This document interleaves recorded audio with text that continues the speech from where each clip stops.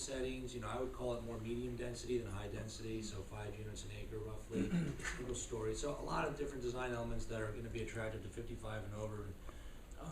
I think our timing is interesting. I mean, to the extent that we came into this town, looking at the demographic and socioeconomic profile of the town, and just based on that, sort of review, determined that this is a prime candidate for this type of community.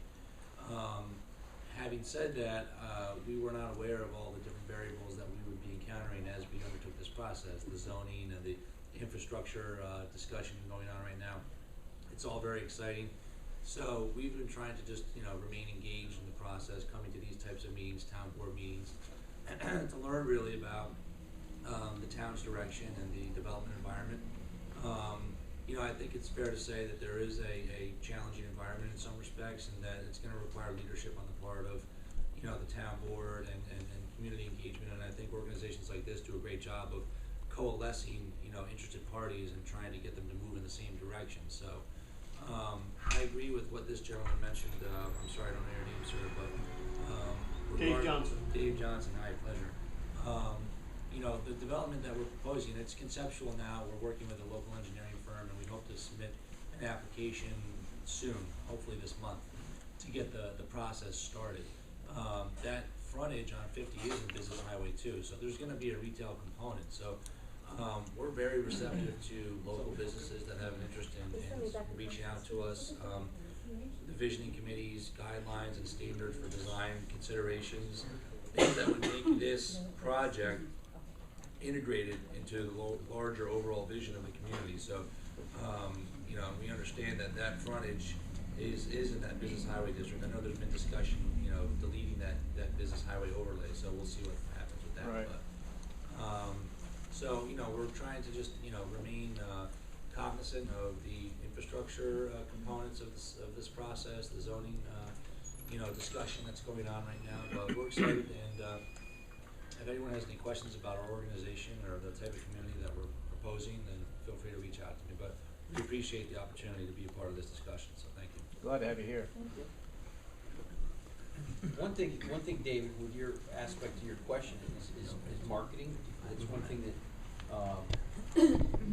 that they've been working on too within the association here. So marketing is a big component of that.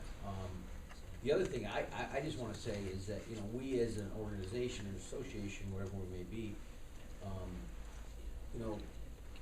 I've been to a lot of town board meetings in my lifetime and different things, but not as many as those folks that are up there now.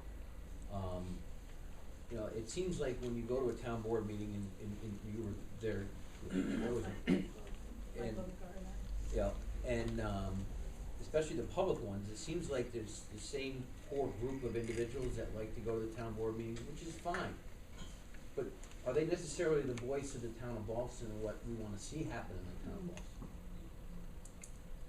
We're all business owners, most of us here, rather busy doing things. I would ask, and I'm going to try to do it more often, is to get to the town board meetings, engage, see what Tim and see what John and see what Chuck are doing, and Bill and Kelly, and see what's happening with the town. Because what happens is they get, you got 5 or 10 people that go to every town board meeting, and all they're doing is just kind of pushing their own little agenda through this thing. And if that's the way everybody in the town wants it, so be it. But I just don't necessarily feel that's the case. So I'm pleading, and I'm going to try to do it, is get there and at least talk to Tim and everybody and the whole town board and figure out what's going on. The veil of shroud of growth in the town of Ballston has been lifted, I think. I mean, for lack of a better word, you need to grow a little bit. I mean, everybody else is growing around a little bit. So I think, I'm not saying that the town of Ballston needs to grow tremendous and leaps and bounds and double digits, but a little growth doesn't hurt. So I'm just throwing it out there. How's that? Well, I would add, Tim Sapanik has actually invited people as well to come from this group. So he's extended an invitation too. Chris? Yeah, I was just going to say and I've been to, I think, 2 of the visioning committee Route 50 corridor meetings now. I think one of the challenges that we face is that we have these existing businesses, and some of them are exactly what we want to see, exactly the kind of business that we want to see along this corridor, and some are not. And what we have to do, I think, as a visioning committee, especially if we're going to be attached, if our product here is going to be attached as an appendix to the new zoning, that we need to clearly articulate the environment that we want to create, and that's, you know, the physical environment, the infrastructure, the regulatory environment that we want to see, and create the environment that attracts the kind of businesses that we're looking to see. I don't think we can really pick. We can say, we really want Putnam Market in Burnt Hills, or something like that. I would love it. We would all love that. But we can't pick that. I don't run a Putnam Market. I'm not feeling like opening one right now. My business is going pretty well. So I'd rather do what I'm doing. I'd rather have somebody else do it. But we need to be able to clearly articulate the vision that is the environment. How do we want things to look and feel, and put certain structures in place that are physical, but other things that are like signage, and what do we expect setbacks to be that are realistic, that integrate what we have with what we want it to be. Because we've got to incorporate those things. If we were to, I think the current setbacks right now were, I don't know, 10 feet or 12 feet or something like that, intended to be more of a village feel, something more like downtown Ballston Spa. I love that. I think that would be great, but it doesn't really integrate with what we have now. We need something that makes sense to integrate with what we have now, so we get the kind of cohesive growth that we're looking for. So I want to make sure that we focus as a visioning committee enough on the environment that we want to have, the infrastructure that we want to have, and the regulatory environment that we want to have, that ultimately can somehow guide the organic growth that's going to come from developers who bring what sounds like a great project to this community, that we're getting those kinds of projects, that we're getting the mixed use, commercial, residential kinds of things that I think we're looking for right in this Route 50 corridor. Well, I think in terms of the town's zoning considerations, it hits your point right on the nail. They're currently working on those type things. In fact, the next meeting, to Charlie's point, for the zoning committee, if you will, for the town, is on March 11th. That's just Saturday, from 8 a.m. to noon. They usually go to about 11.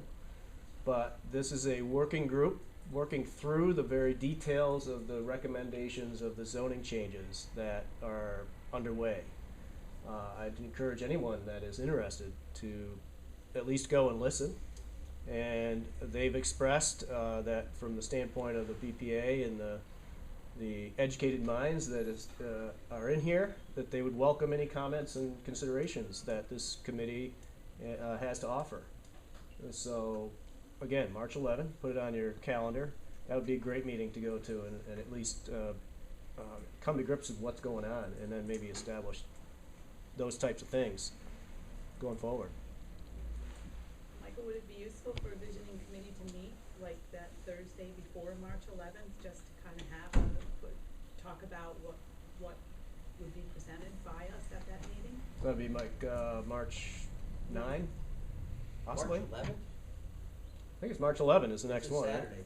Yeah, it's a That's the Saturday. zoning group, and then March 14th is the next Okay. town board meeting. They're going to be presenting that. Yeah, on the 14th, these will be presented again by, I believe Ed Hernandez will be there presenting in the general meeting. He presented at the agenda meeting yesterday evening. He presented at our last, did the same presentation at our last visioning committee meeting.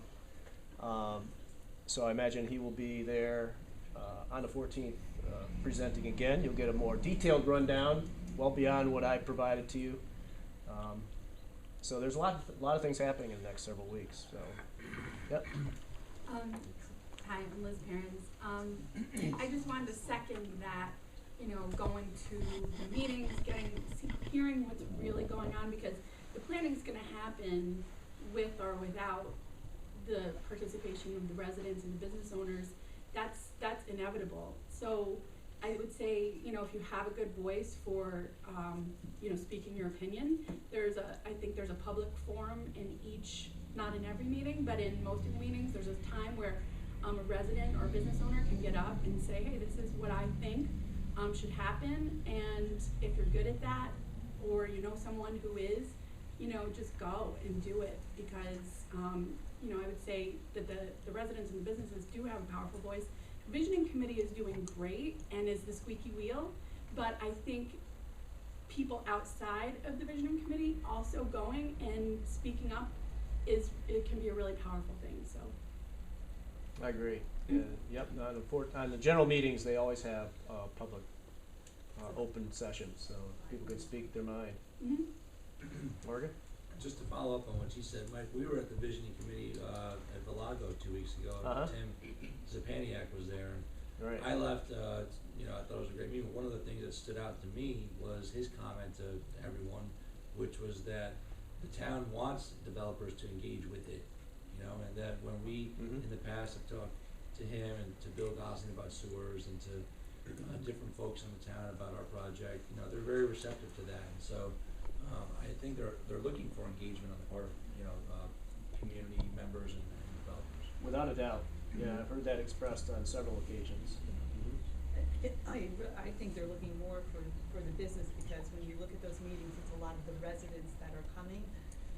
So I think they're looking for more of a weighing out, so that the entire community gets represented, and then the residents become more aware of the impact on businesses, so that perhaps there can be compromises where there's headbutting. So I Right. think that's what they're asking for, is those voices to come out. Well, Political these are- cover. Yeah. Well, yeah. I mean, we're a room full of stakeholders. I mean, that's what we are. And so are the farmers that come to some of those meetings. So are the residents. I mean, they're all stakeholders. They have an interest and a say in what's going on. And right now, as Charlie mentioned, we're not getting a full cross-section of stakeholders at those meetings. And it would be good, and it would be good for the town for that to happen. So certainly can't be emphasized enough. Anything else?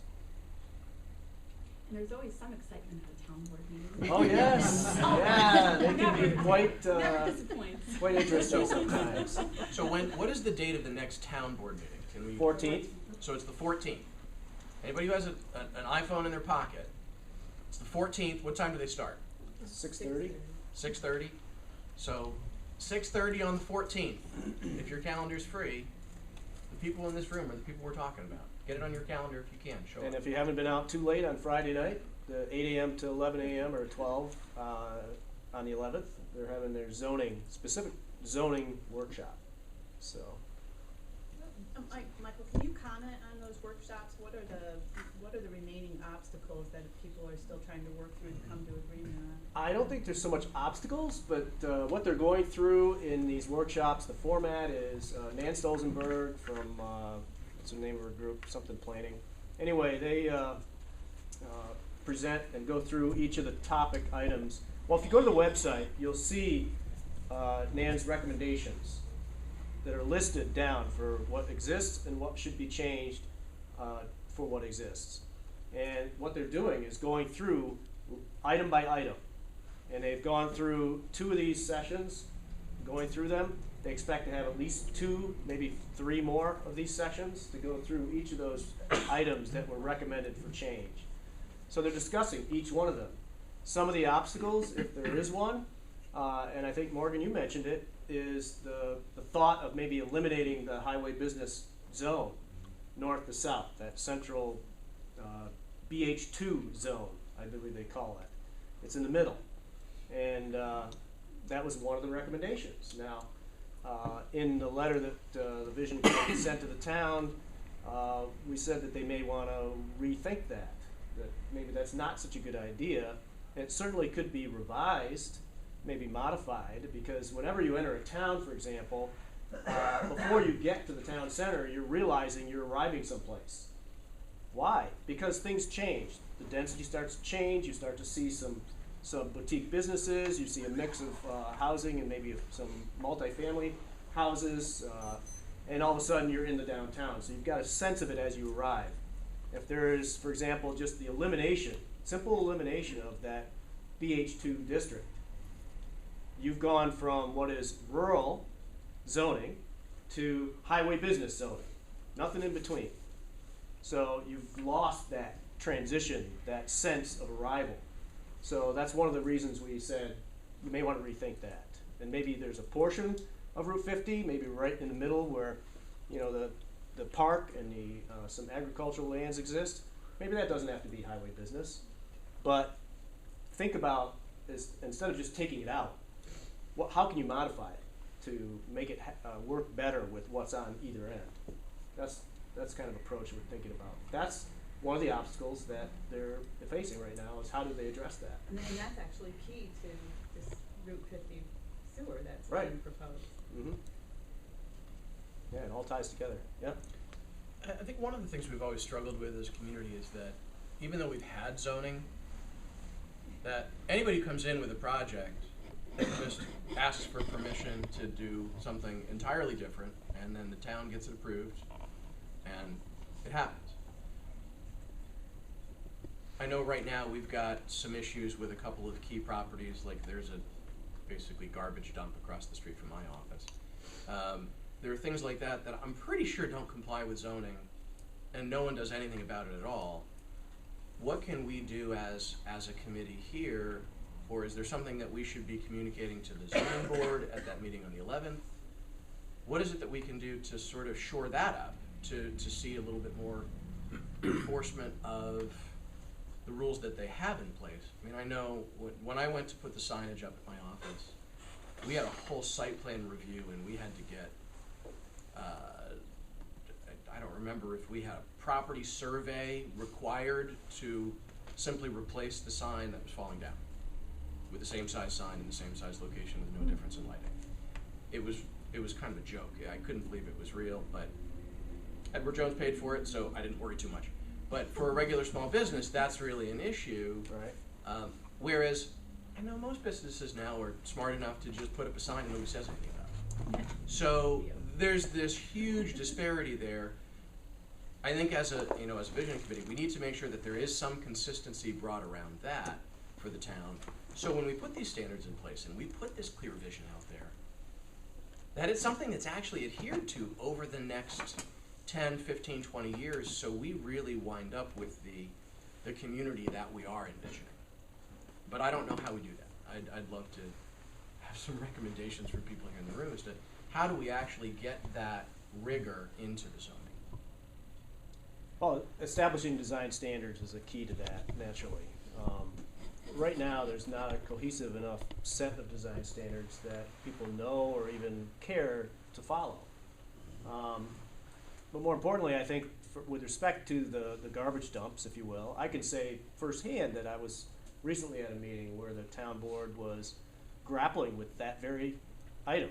And without naming properties, well, indirectly they did so, but they've put them on notice.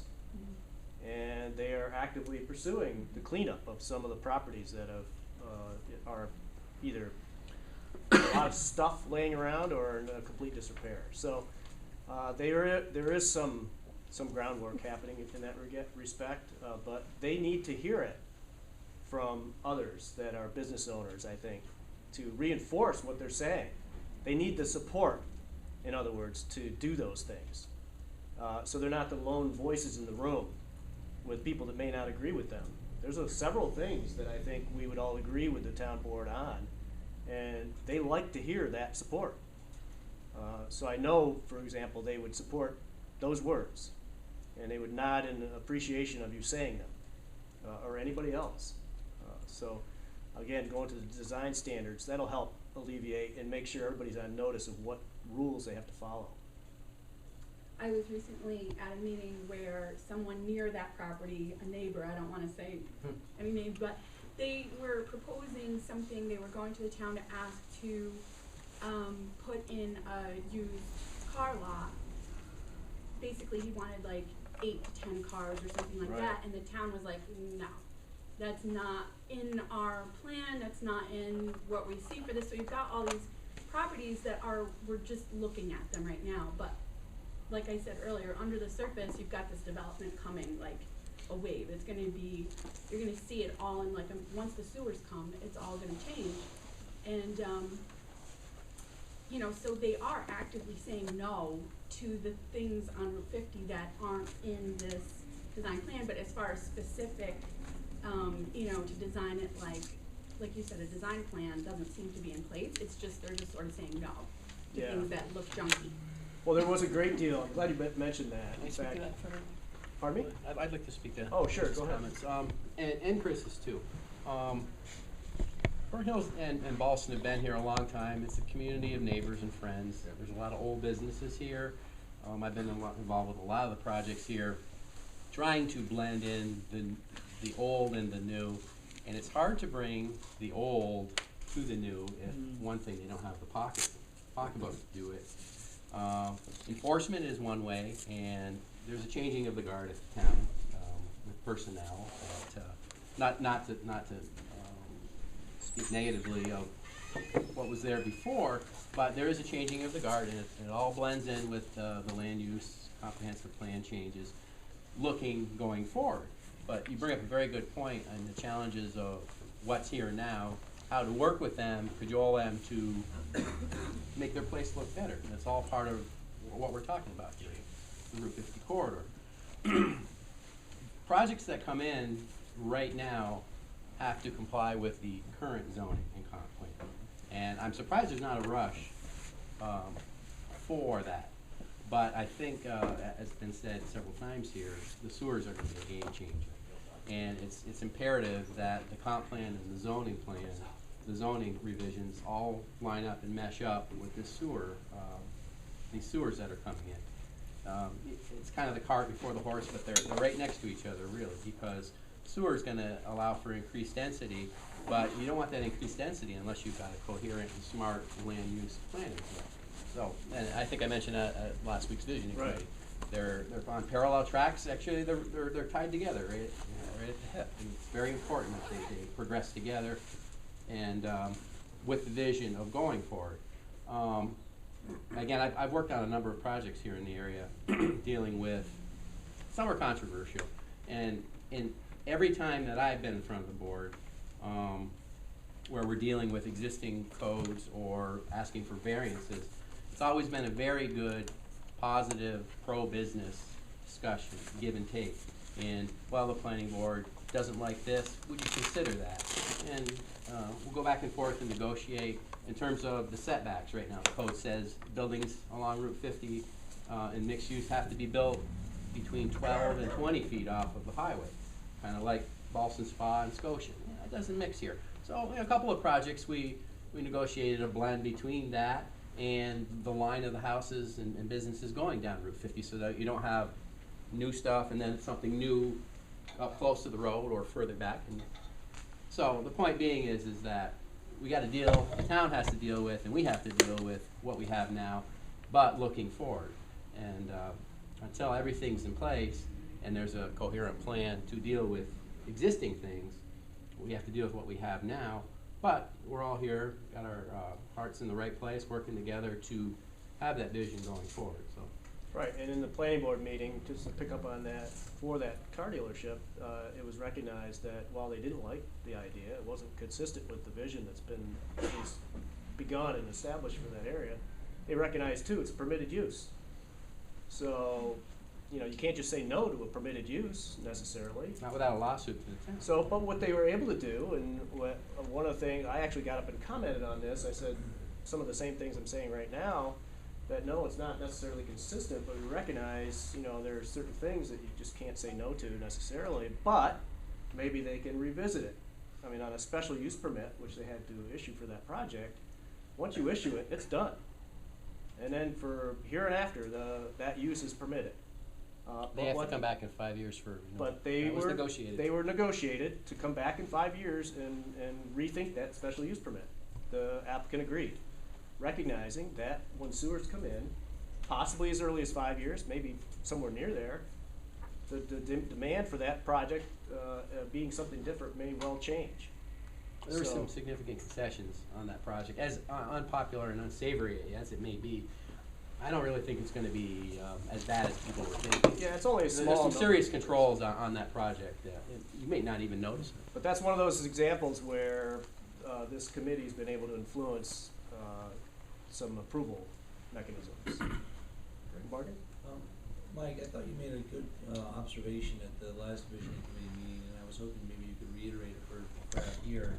Sort of relates to what Kurt was saying about the zoning and the sewer infrastructure discussions being pursued on parallel tracks, but that those discussions don't necessarily represent a binary choice, you know, for the community in terms of maintaining its rural character or abandoning it and you know, going down a more pro-development road. And so I think you had discussed at the meeting a narrative that really, I think, helps bridge the divide between those folks that are interested in maintaining the rural character and the infrastructure expansion. And it's not just a, you know, a mutually exclusive proposition. Right, it's not necessarily a build everything or don't build anything scenario.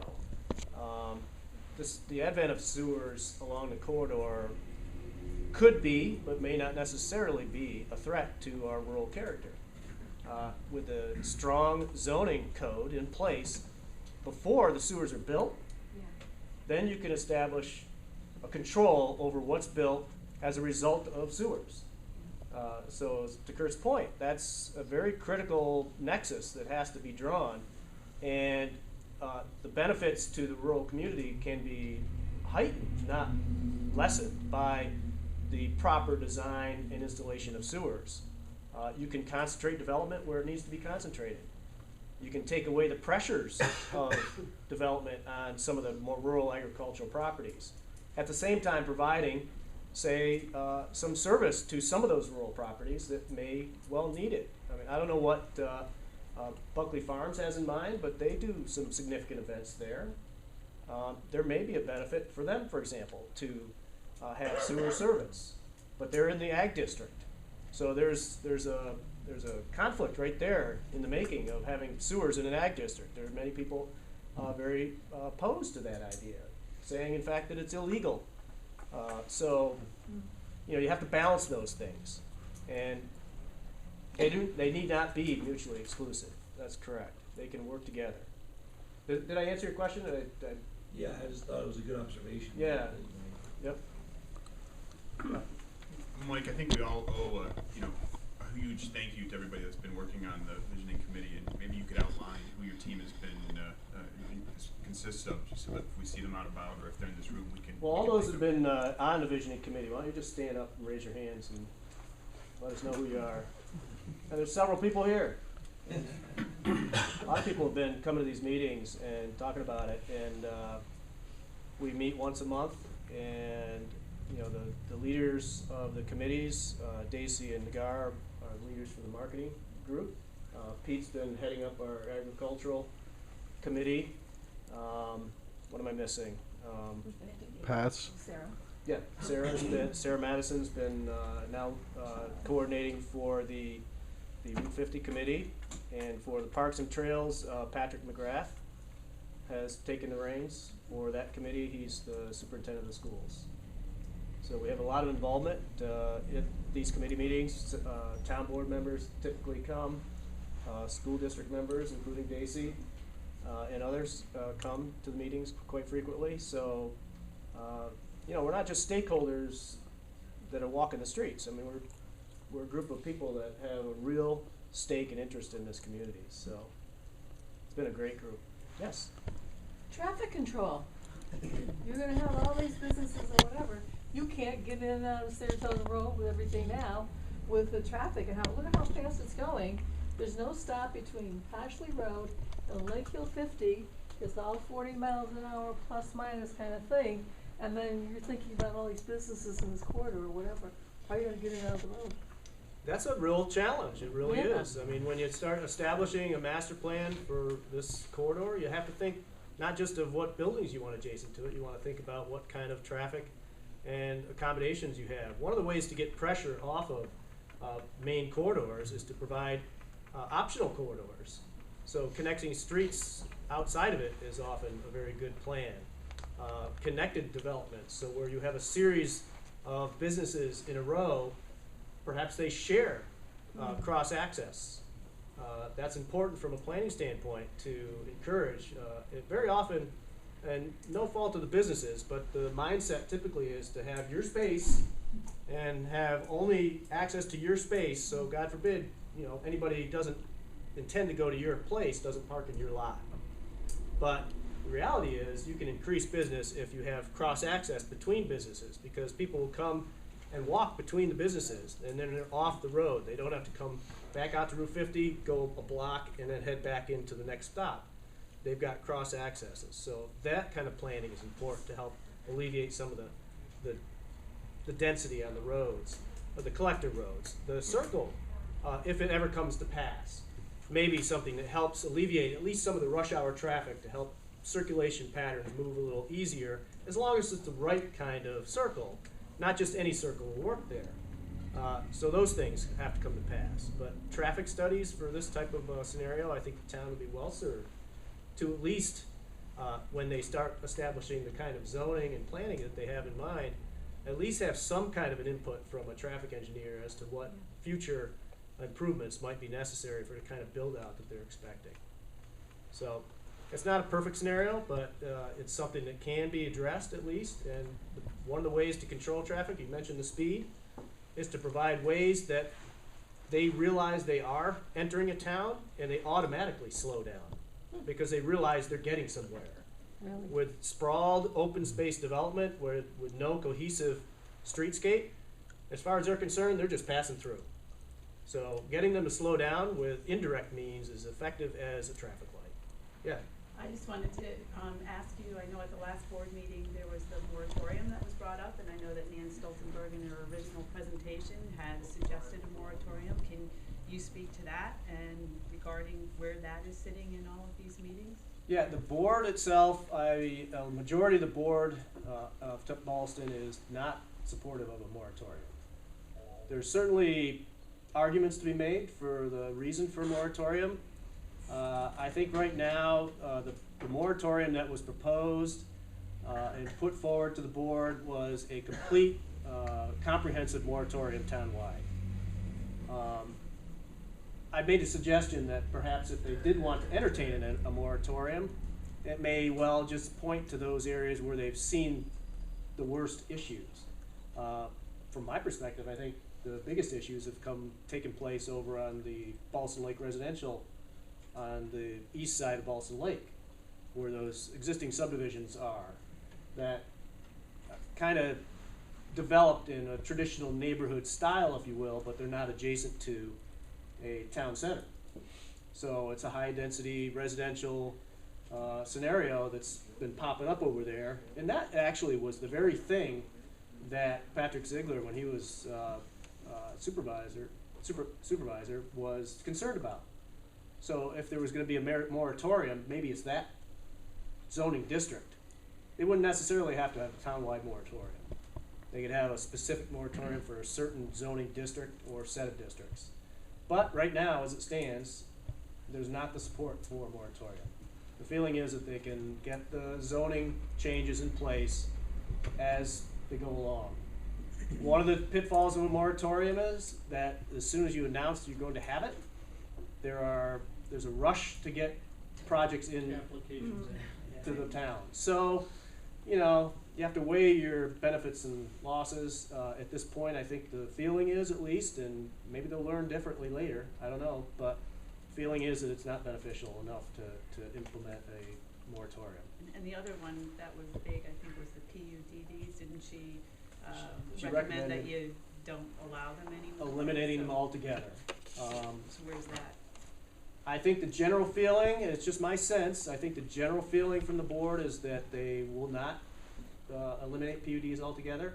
Maybe in certain zoning districts, perhaps the rural district, it would be eliminated, but not altogether. I think we recognize, in fact, yeah. The topic is on the agenda for the March 11th meeting, by the way. Yeah, at March 11th, they'll be talking about that. So, if you have a thought on that, it'd be a good meeting to get to. And if things are happening in a way you have concern about, maybe then speak up. If I can add to that, it's interesting, the subject of PUDs or PDDs, depending on how they're structured in various towns, is so different from town to town, Mm-hmm. I mean, the town of Half Moon has gone like hog wild with the PDDs. Everything is a and we convened a similar committee over there to try to, I'm Pete, by the way, from the Chamber of Southern Saratoga County, not sure if everybody knows Pete, but, in Half Moon, we convened a committee to try to do exactly that, to recommend that the PDD process be discontinued and that everything be set up as specific zoning. But even there, sometimes, where they have gone to the other extreme, they still would like to reserve at least the option, because, and I guess there's really no way to totally rule it out anyway, but, sometimes they feel there are times when they want to be able to utilize that process. Or Clifton Park's another example. There's that much ballyhooed issue with what was once Kmart, right? The zoning has been very, very, very loosened in Clifton Park's downtown, which you call that downtown, to allow mixed-use development, 50 units on a spot. I mean, for Clifton Park, that is a big change. Yet the developer wants to do something far more ambitious, and he's been told point blank, the only way you're going to do it is through a PDD. And even then, they're still fighting, because then the problem with PDDs is that becomes, really a very stringent negotiation between the developer, the town. What's this public benefit thing that they're going to try to extract, right, as a pound of flesh? So it's a very interesting mix of issues that we've seen throughout the county, and there is no clear consensus really on what works best. Yeah, the downside to PUDs is that, towns all treat them differently. It depends on the disposition of the towns, as you mentioned. Half Moon was more than happy to entertain PUDs all over town. Yeah. And there are several other towns where if you look at a zoning map, you'd see all these blotches all over town that are PUDs. And one of the other interesting things, is PDDs are usually viewed as a problem for businesses, right? Because it's how they can extract their pound of flesh and make the developers' life miserable. And to be honest, that's usually what happens. But every now and then they can be in our favor, because if we're trying to get a project through and there is some sort of an issue, sometimes having being able to set this apart as a unique circumstance can actually work in the favor of the person who wants to develop the property. So it's not always a bad thing from a business perspective, but it's been an interesting learning experience for me, because I've never experienced that as much as I have of late. Exactly. And you mentioned unique circumstances. There are properties that may not fit the mold of the existing zoning, no matter how well intended the zoning structure is. And even with the revisions, there may be some geophysical properties of the parcels. There may be a blend of parcels by different owners that, with the existing zoning, they can't get what they need to do with those parcels. With a PUD, you loosen things up and you have it come together in a more cohesive fashion. So, and I can say too, that the town of Ballston has not been one of those towns that just willy-nilly begs for PUDs. They're careful about it. And I think they've said themselves in the last one of the meetings we were at lately, they established a conversation on their own that said, as long as we control things, if we have a proper referral system, say, for example, if an applicant comes to the town and says to the town board, I'd like to entertain a PUD, the town board considers it, looks what the plan is, and says, okay, we'll consider it. We're going to refer it to the planning board to look at your site plan, your layout. Let us know how they feel about how things are going to come together, and give us a referral back, a recommendation, if you will, on whether or not the town board, us, should approve this PUD. They get that process going, maybe 1 or 2 meetings. They have a public hearing if they want, but the town board would typically do that anyway. They then either say back to the board, based on what we're seeing, we don't like this, and we recommend you deny it, or they say, based on the conversations we've had and the layout, we think this is a good idea. They refer it back to the town board, and the town board acts. So there's mechanisms for this, and frankly, even if the planning board says they recommend it, when I was on the planning board in Clifton Park, there was a PUD we recommended. Town board deep sixed it. Didn't matter. I mean, they have that discretion. Yeah. So, you have controls over PUDs. So I think just flat out eliminating them, not necessarily a good idea. And particularly here in Ballston, I think knowing at least current landscape is not conducive to rampant PUDs. I think we're hopeful that it will stay in place. My sense is that it will, at least for some of the districts. We probably have time for one more question, but just a point I want to make on the PUD, just because I've been going to some of the board meetings, I understand some of how it fits together. And I think that the sewers, an important point that was made today, and it was made when Ed presented at the visioning committee, is that for the sewers to happen, so if you're pro-sewer, if you care about the sewers happening, these PUDs are absolutely critical to that, in the sense that you have the ability to have flexible partnerships with developers and be able to have give and take, where a lot of that price points in terms of the EDUs, which is the equivalent dwelling unit type charging factor, what the sewers are going to cost businesses and homeowners, becomes, goes beyond that $900 New York State controller price tag if you don't have these kind of partnerships. So it's complicated. I know sometimes it can be a little bit, it's probably not the most interesting thing if you don't do it for a living, but it's sort of like insurance. You want to pay attention, because when you have a problem, it's not when you want to figure out really what your policy covers. You want to if you're for the sewers, well then you're probably for PUDs, or at least not eliminating that tool, for instance. But I think we have time for one more question. Any more questions? Comments? We good? We're adjourned? Before you adjourn, can I just say one quick thing? The Agriculture Committee meeting is coming up, and actually it's a combined meeting with the Chamber's farm businesses in general. We're doing it at Riverview Orchards next Tuesday night at, 6 o'clock, right? 6 o'clock at Riverview Orchards in Clifton Park. So I know there's some people on that committee here, but also if you just have an interest in what's going on in agriculture, come on over to Riverview Orchards. We did this last year where we combined the two sessions together, and it was very helpful because it's a little bit of best practices exchanged between various communities. So one of the things that's been on the table is to try to do some sort of a farm fest, farm tour, like the way Clifton Park does theirs in the fall. There was some talk of doing a Ballston one in the spring, so which adds a whole set of circumstances, because obviously you're not going to be picking apples in the spring. Okay, so but anyway, if anybody wants to come, 6 p.m. Riverview Orchards this coming Tuesday. Thanks. Well, thanks again for Charlie for hosting us. We really appreciate it. Awesome breakfast. And our next meeting is the first Wednesday in April. We're going to be doing something different. We're going to be doing a tour of the new casino. So if you're pro or against, you're probably curious.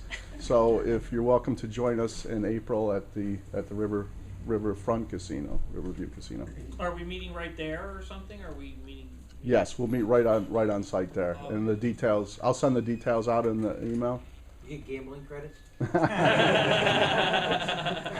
We'll have to negotiate that with them. Yeah. We're actually, I have to thank Nagar, because she's been helping me with making that happen. So yeah, we're still working out the details. Anybody been there? And if anybody's around, come to the Chamber Mixer tomorrow night at Curtis. Our mixer's a week earlier this month, because I don't know, Curtis made us do that. So they're the boss. So tomorrow night, 5:30 at Curtis. Yeah, the 3 BPAs, Malta, Burnt Hills, and Ballston Spa, along with the Saratoga Builders Association and the Chamber. So it's our biggest mixer event. So hope to see many of you there. Indeed.